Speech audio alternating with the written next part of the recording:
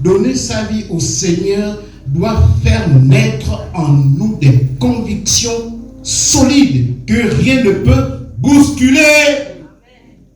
Bon an, mal an, tu dis Seigneur, je suis là parce que tu es dans un contrat avec Dieu et non avec un homme. Quand tu as donné ta vie à Dieu, ton cœur est rempli de convictions et ces convictions sont personnelles et personne ne peut bousculer les convictions de celui qui a donné sa vie au Seigneur. L'histoire que nous venons de lire, que nous avons tous lu ensemble, et j'ose espérer que nous avons tous compris à la lumière du Saint-Esprit. Parce que si on demande qui n'est pas chrétien ici, personne ne lèvera la main. Tout le monde dit je suis chrétien. Être chrétien, ce n'est pas une déclaration personnelle. Être chrétien, c'est être revêtu du Saint-Esprit. Parce que c'est le Saint-Esprit qui fait de toi chrétien.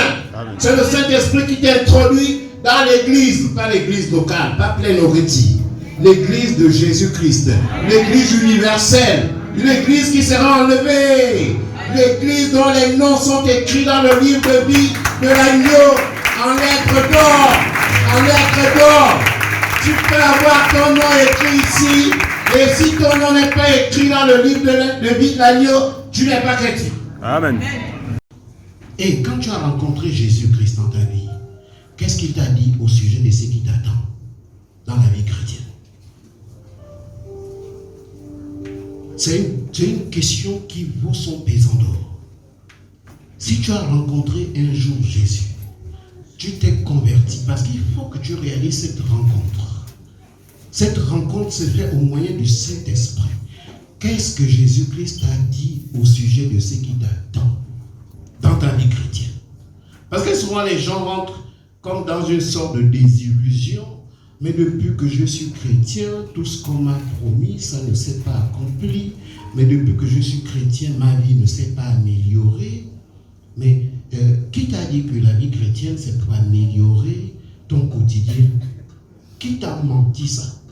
Chrétien ça, écris ça quelque part. Viens mercredi et pose-moi la question. Alléluia.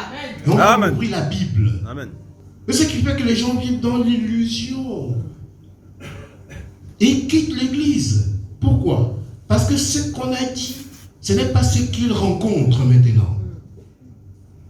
Ils ne rencontrent que des contrariétés.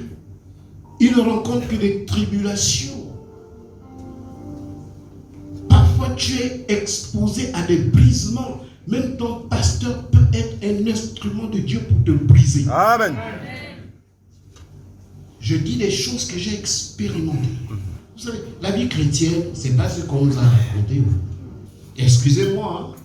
J'étais en train de méditer sur quelque chose. Il y a une parole qui dit l'esprit est disposé, mais la chair est faible. Amen. L'esprit est disposé, mais la chair est faible.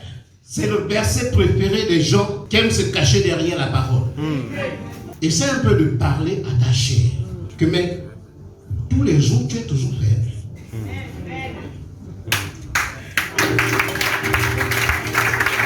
Tous les jours, du lundi au dimanche, tu es toujours faible. Du 1er janvier au 31 décembre, tu es toujours faible. Attention que la chair ne trompe pas ton âme. Pourquoi? Parce que la chair retournera à la poussière. Mais l'âme vivra éternellement. Et sa destinée, c'est maintenant. Tu dois pouvoir te dire, est-ce que là où je suis là, mon cher ami, tu es venu pour ta part, pour toi-même. Tu dois pouvoir te dire, est-ce que j'ai vraiment donné ma vie au Seigneur? Ou bien je suis seulement les autres? Ou bien c'est juste le mouvement de la foule? Ce dont parler de la foule, vous savez, la foule nous impressionne. La foule risque de nous faire prendre une destination qui n'est pas la nôtre. Lorsqu'on n'a pas de convictions personnelles, il faut avoir des convictions solides. Lorsque 10 000 personnes vont à gauche et toi tu es le seul à aller à droite, parce que tes convictions disent que c'est là-bas la vérité. Et ça s'acquiert. Lorsque tu acceptes Jésus-Christ, des convictions naissent dans ton cœur. Cet homme était un homme de conviction, l'apôtre Paul. Et sa vie est un modèle pratique de ce qu'on appelle donner sa vie à Dieu, donner sa vie au Seigneur. Être chrétien, c'est pas connaître les versets bibliques. Je suis désolé, être chrétien, ce n'est pas connaître les versets bibliques, ça n'a rien à voir. Jésus-Christ n'est pas une Bible. Jésus-Christ est un homme qui est venu sur cette terre, qui est mort, ressuscité, qui est monté au ciel. Il était Dieu, et il est Dieu. C'est pas un livre. Vous savez, dimanche dernier, j'ai voulu prêcher là-dessus aujourd'hui, mais c'est pourquoi le Seigneur m'a convaincu du contraire. Je suis en train de lire avec ma famille un verset qui se trouve dans le livre de Josué. Dieu dit à Josué que ce livre de la loi ne s'éloigne point de ta bouche. Mais souvent les gens ne font pas attention quand ils lisent ça. C'est pas écrit que ce livre de la loi ne s'éloigne point de toi. C'est deux choses différentes. Que ce livre de la loi ne s'éloigne point de toi, c'est pas que ce livre de la loi ne s'éloigne point de ta bouche. Amen. C'est deux choses radicalement différentes. Beaucoup ont le livre de la loi proche d'eux, mais jamais dans leur bouche. Amen. Mais Dieu ne s'arrête pas là. Il dit, médite-le jour et nuit pour agir fidèlement selon ce qui est écrit dans la parole de Dieu. Amen. Il ne suffit pas d'ailleurs de prononcer la parole, il faut aussi agir selon ce qui est écrit. Amen. Dieu n'est pas contre notre bien-être. C'est un Dieu qui bénit encore. C'est un Dieu qui rachète. C'est un Dieu qui est sur nos larmes. Mais s'il te plaît, ne rentre pas dans des visions de séduction qui n'ont d'autre but que d'attirer les gens avec d'autres motivations. Et la plus grosse motivation, c'est l'argent. Vous savez, lorsque on parle trop d'argent dans une église, il faut faire attention. Faites très attention. Parce que l'évangile de prospérité, les prophéties de séduction et l'argent, toutes ces trois choses marchent ensemble. Donc, si depuis que tu viens à l'église, tu penses toujours que c'est pour chercher le bien-être, c'est que tu n'as pas compris la raison pour laquelle Dieu a suscité l'église. Parce que même le bien-être là peut s'arrêter brutalement. Dans l'église ou dans la vie à laquelle Dieu t'a appelé, tu vas rencontrer des frustrations. Les gens vont te frustrer. Je vais te le dire. Ton frère qui est assis à côté de toi va te frustrer. Les païens vont te persécuter. Même ton pasteur va te contrarier. Dieu peut se servir de lui pour te contrarier afin que tu grandisses. Amen. Et que tu arrêtes d'être comme un bébé. Amen. On m'a dit ça, je quitte l'église. Mais ça, c'est une décision des gens qui sont encore au lait, qui n'ont rien compris. La technique d'aller dans une autre église, parfois, c'est le refus de brisement. Amen. Accepter d'être brisé. Quand tu rentres chez toi, tu pleures. Tu dis, Seigneur, c'est à cause de toi. Mais à cause de toi, je vais demeurer encore. C'est ça qui fait grandir l'homme de Dieu.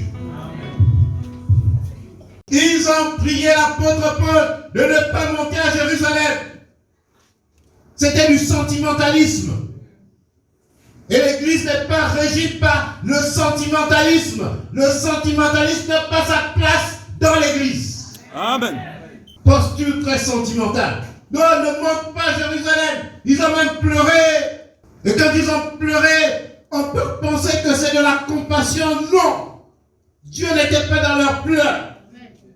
La volonté de Dieu était que Paul aille à Jérusalem. Parce que c'était l'accomplissement de la prophétie que le Seigneur a fait sur lui. En disant, cet homme est un instrument que j'ai choisi pour porter mon nom devant les nations. Je vais lui montrer ce qu'il doit souffrir à cause de mon nom. Dieu peut t'appeler pour que tu souffres à cause de son nom. Jusqu'à ce qu'il t'appelle. Arrêter de souffrir, c'est une dénomination de séduction. Nous sommes sur la terre. Et aussi longtemps qu'on sera sur la terre, les amis, le monde dans lequel nous sommes n'aime pas Dieu. Y compris les gens dans l'église. Et ces gens peuvent être pour d'autres une occasion de chute, un rocher de scandale. On doit s'accorder sur les principes qui gouvernent notre marche commune. Deux personnes marchent ensemble sans s'accorder. Verset 12. Quand nous entendîmes cela, nous et ceux de l'endroit, nous priâmes Paul de ne pas monter à Jérusalem. Il y a des gens qui sont en train de dire à Paul de ne pas monter à Jérusalem. Est-ce que c'était la volonté de Dieu que Paul ne monte pas à Jérusalem? Non. Oui, tu peux être entouré de gens qui vont t'empêcher d'aller dans la direction que Dieu a tracée. À cause de la manifestation des sentiments humains. Et ils avaient pitié de Paul. Et l'église, ce n'est pas pour avoir pitié des gens. Vous savez, si je faisais attention à tout ce que les gens disent sur moi, si je faisais attention à tout ce que j'entends dire, tout ce qui m'a été attribué, j'aurais déjà abandonné le pastorat depuis longtemps.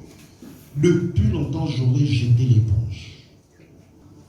Mais personne ne découragera mon engagement d'aller jusqu'au bout de la vision que le Seigneur a. Parfois, après une prédication, il est demandé, ceux qui veulent donner leur vie au Seigneur, levez la main.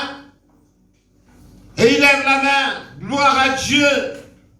Après avoir levé la main, avancez, on va prier pour vous. On prie pour eux. Et on leur demande de répéter une prière. Les amis, donner sa vie au Seigneur ne s'arrête pas là. Donner sa vie au Seigneur n'a rien à voir avec le simple fait de lever la main. Cela n'a rien à voir.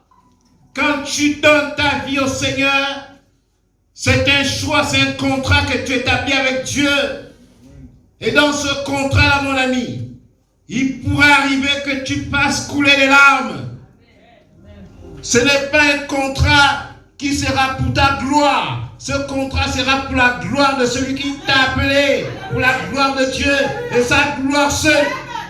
Souvent l'église est remplie de personnes qui signent des contrats avec Dieu, mais pour espérer les choses de Dieu. Dieu ne partage pas sa gloire. Dieu t'a sauvé pour sa gloire d'abord.